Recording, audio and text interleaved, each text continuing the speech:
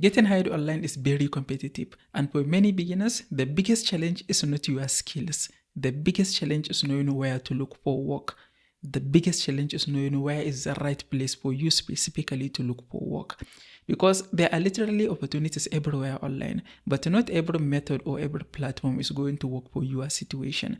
I will give you an example. If you don't have enough money to put into buying Connect, working with platforms like Upwork is not going to work for you. And if you live in Nigeria or other African countries, getting your first client through referrals from family and friends is not realistic. And that is why in this video, I'm going to walk you through all the ways that people find online work today so that you can choose a method that actually works for your situation. Okay, this video is divided into 4 parts. We are going to cover marketplaces, job boards, online communities, and direct outreach. Let's start with the marketplaces. The first one that we are going to look at is, of course, Upwork. With Upwork, you create your profile, you search for jobs, and you apply for jobs. The main problem with Upwork is you have to buy Connect and apply for a job. So if you don't have the money to buy Connect, it's not going to work for you. Especially nowadays that applying to jobs on Upwork costs so much Connect. One job will cost 20 plus Connect. So with 100 Connect, you can send like 5 to 10 applications. That is not a good idea if you are just looking to start making some money online. So if you live in Nigeria and other African countries, probably you cannot start with Upwork nowadays. And the next one we are going to look at is Fiverr. Fiverr is not pay to play. You don't have to pay in order to apply for jobs, but there is one major problem. Fiverr used to have buyer request where if I want to hire a virtual assistant or a freelancer, I can go and post a job and freelancers can send a proposal. But they remove that. They replace it with brief. But that is available only to very few people. So if you create your account on Fiverr, you are going to have to wait and hope someone send you a message first. That is not realistic really if you are a complete beginner. And that is why Fiverr is not going to work for most people. Now let's take a look at freelancer.com. Freelancer.com used to be my least favorite, but right now is what I recommend beginners to start with in the marketplace side, because with freelancer.com, it is still pay to play. If you create your account on freelancer.com, you can search for jobs and apply to jobs.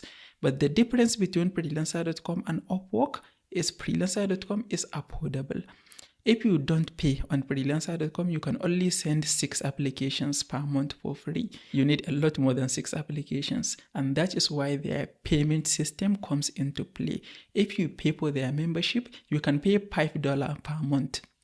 If you pay $5 per month, you can send 50 applications. If you pay $10 per month, you can send 100 applications.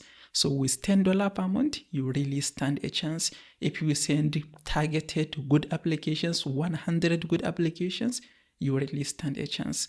And that is why freelancer.com is really the best option right now. Contra is another platform that you can take a look at, but Contra is more for professionals. I have an account on Contra. I never accept a job on Contra, but I receive multiple requests. I receive many invitations to job on Contra. But one thing I understand is there are so many professionals on Contra. So if you are a complete beginner, you are struggling with figuring out the skills to offer, you are struggling with creating your portfolio and things like that, you are hardly going to have any success on Contra. So that is why I don't recommend beginners to start with it. And we have people per hour. People per hour is really hard to get even an approval because it is not like Upwork, Fiverr, and all the other platforms. With people per hour, even if you create your account right with all the right details, everything right, they are going to have to review your profile and approve it. And they reject a lot of applications. So you are going to have to be lucky for them to even approve your application. And so in the marketplace side, what I recommend you start with is freelancer.com. Pay $5 per month. If you can afford to pay $10 per month, pay $10 per month so that you can send 100 applications. That is going to be enough for you to stand a chance. Okay, now we are going to look at the next part, which is job boards. Job boards is where you go to when you are looking for a more reliable job, instead of like a few hourly work, like hourly virtual assistant work. Because most people who go to job boards to hire, they are looking for someone long-term who is going to do like an extended work for them. So in most cases, you are going to find a fully remote work in a job board. compared to a freelancing marketplace like Upwork, Fiverr, freelancer.com. And I personally know 2 job boards, which is FlexJobs and Indeed. Indeed is totally free. You can create your account, search for jobs, and start applying to jobs. But FlexJobs is not free. But you can pay $3 and have a 14-day trial. Your first 14 days is going to cost you $3. And you can have access to the platform, search for jobs, and apply to jobs. One main problem that people have with job boards is all the jobs they find is only for people in a specific country. And you can fix this issue when you do your search. When you are searching for jobs in those platforms, search for jobs that are looking for someone globally, that are looking for someone to work remotely, fully remote, globally. If you search for the jobs that are looking for someone globally, then you won't even take a look at the jobs that require a specific location. I tested FlexJobs a few months ago, and I like how it works. I applied to a few jobs, and I even ended up getting an invitation to a skill-based test, which I ended up not doing, but you see how it works. And one of the main reasons why I like FlexJobs more than Indeed, because in my own personal experience, most things that I paid are going to be better than the things that are free. Because I will give you an example. If there is a job on FlexJob and FlexJobs is paid, there is not going to be too many bots sending their applications. There is not going to be too many robot applications. And many people that are not very serious about getting the job, they are not going to pay their money to apply to jobs on the platform. And that is why I like FlexJobs better than Indeed. So if you can afford to pay $3, you can just pay for their first 2 weeks, test the platform, learn how it works, apply to jobs, and see if you stand a chance on that platform. Since Indeed also is free, you can just create your account and start sending your applications. The key thing is send targeted applications if you want to use job boards. Okay, now we are going to look at the next part, which is online communities. Online communities include Facebook groups, LinkedIn, and other communities like school communities. There are many school communities that are free and some are paid. So those are the communities that you can go to and find clients. Those are places that people find clients for free. I personally found several clients in online communities. There is one time when I made a post in a Facebook group. I was sharing a win because I work for a client and the client liked the work I did, so the client paid me extra $100. So I posted in the group and said, win, I tag it as win, and just share the win. So that because I was just happy. And someone in the group asked me what I do. I explained to her I am a web designer. At that time, I do web design. And it turns out she had a web design agency. So she ended up hiring me for her agency. Anytime that she have multiple websites and she don't have much time to do herself, she just outsources it to me. And I worked for her for a long time. There is another time when I was in a coaching community and I redesigned my personal website. I post it in the community and ask for feedback. Someone in the community looked at my website and they really like it. They asked me, who built it for you? I said, I did it myself. And the person ended up paying me to build their website for them. So there are several examples. The key thing is, if you want to stand a chance of finding clients in online communities, you have to present right. You have to be professional and present yourself as a professional. Make sure anywhere that you have an online presence, no matter where someone finds you, when they take a look at your online presence, they can understand who you are, what you do, and how to contact you.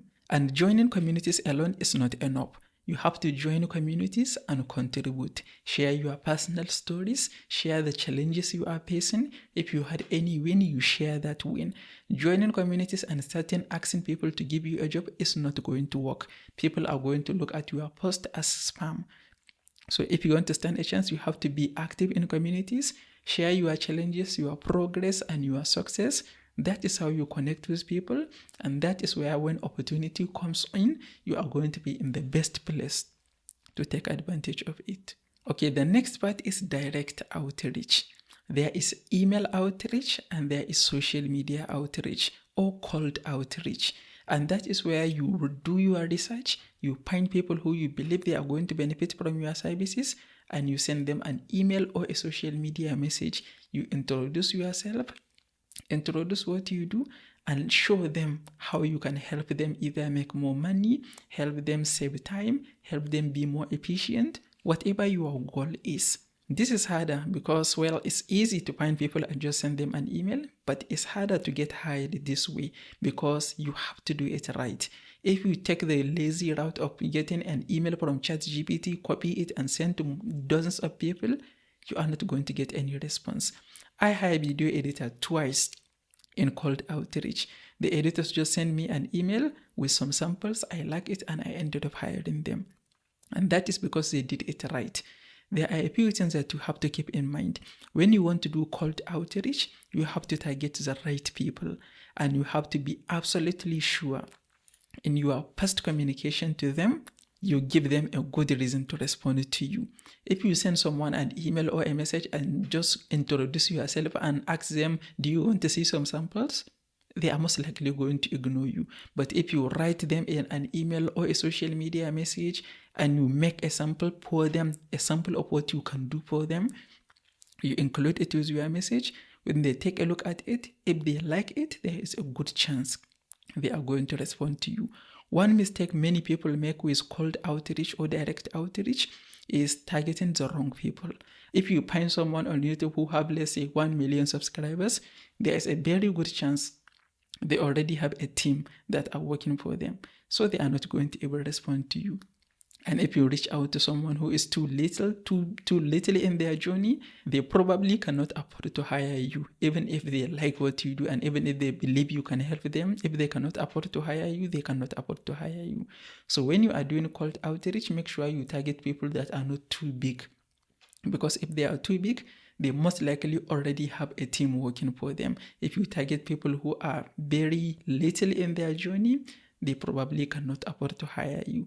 The bottom line is there are so many different ways to find clients. There are different ways to get hired. If you don't have the money to put into applying to jobs, you don't have to.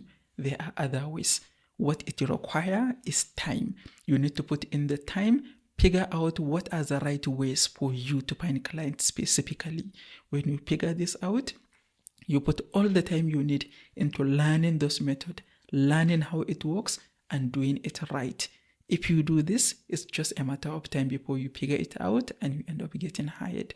And if you want to learn more about the actual roadmap that you should follow to get hired, including the two routes of either getting a freelance virtual assistant or a fully remote work, you can check out this next video.